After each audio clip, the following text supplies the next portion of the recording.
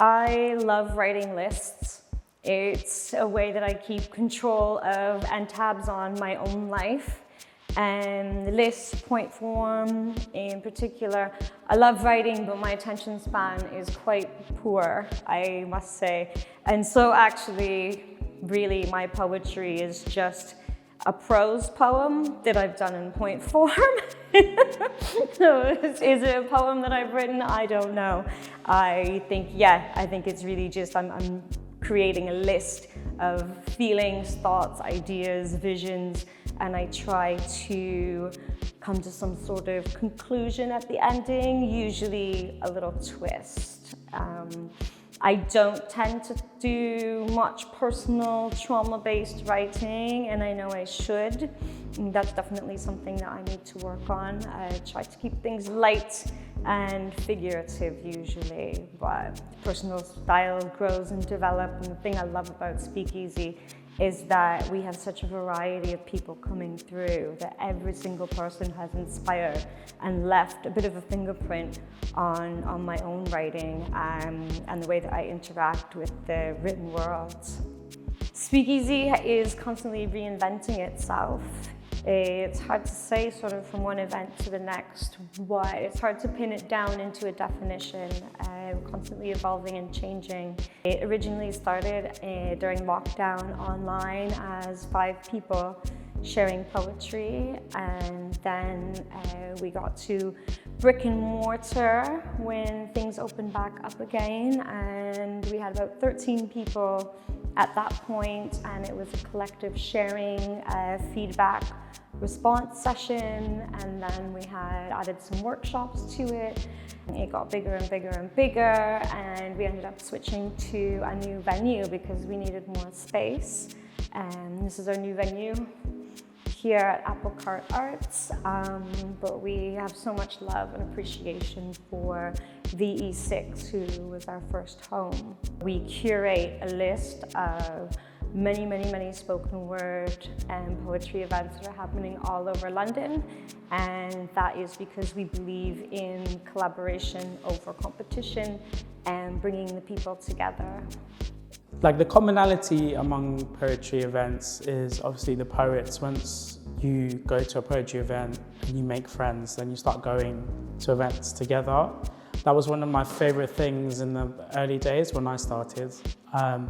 Didn't have any poetry friends at the time. It was very scary, but then you realize how friendly everyone is. Same with Speakeasy.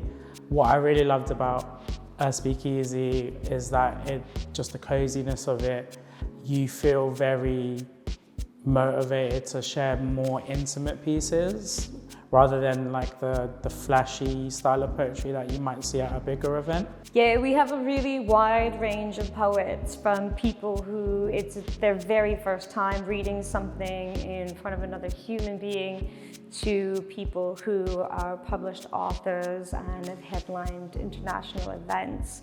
And one of the things about Speakeasy is we just always try to make it incredibly accessible to everybody.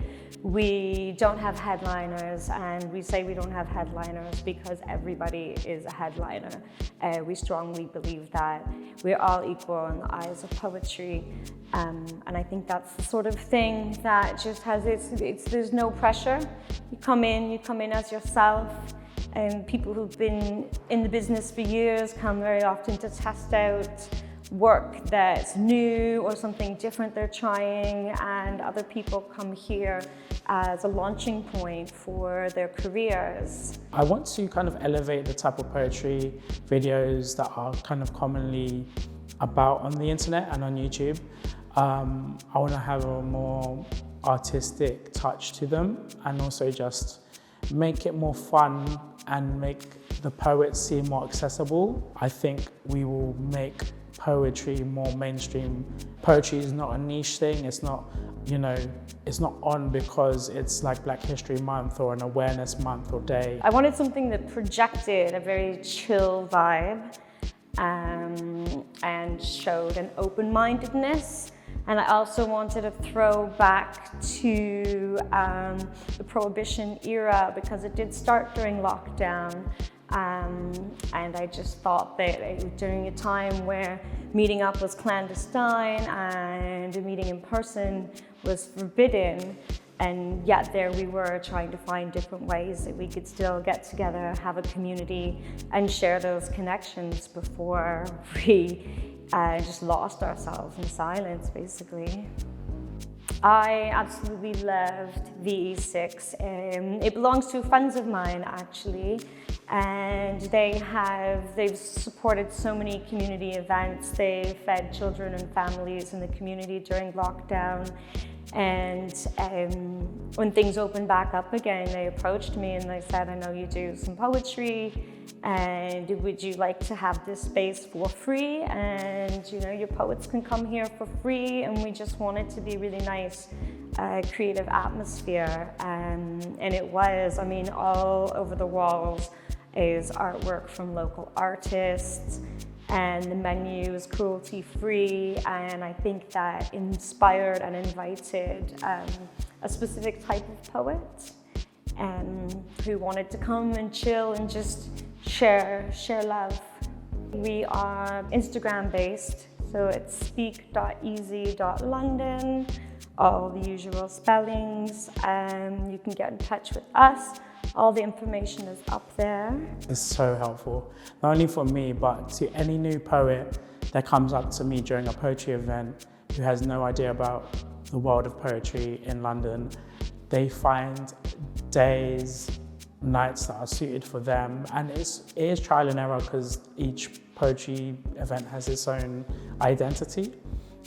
So there's poetry for any type of person. To get involved with the poetry community in general, if you go to our Instagram, we have, like I said, a monthly list of events that are being published. So if East Ham's a little bit far for you, which it can be, there are places all over London, and you can just go and look and see when your availability is, what area you want to be in, see if there's a specific vibe, and just go and check out different nights. So I would definitely take a zoom in, zoom out approach. So if there's something I want to write about or a style I want to try, just zoom in on that and just try it. There's no right or wrong way, and maybe just not expose myself too much to too many things at once. And then when you're done and you've created a little study of different types of work, then you can zoom out and then you can have a look and see what other people have been doing, and expose yourself to a bit more. But I think that too much all at once has just become so much noise. There's no right or wrong way to do poetry, which is why we love it and why we get together every month to celebrate it.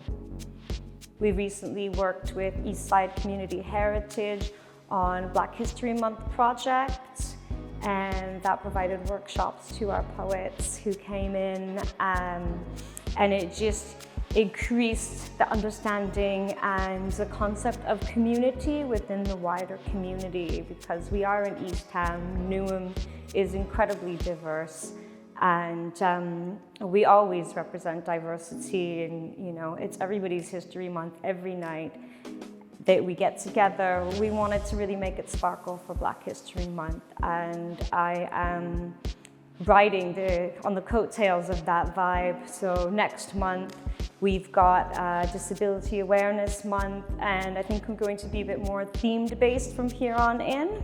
We want to be fighting the good fight, so that's definitely something that I want to do in the future.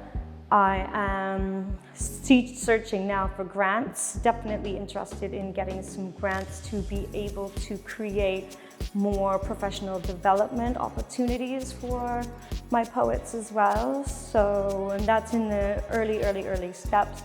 Way more collaborations as well with other poetry events and other poets. The sky's the limit, really. I'm the type of person who sees an opportunity and seizes it, and I'll just continue to do that. I just keep my door open to ideas and future projects.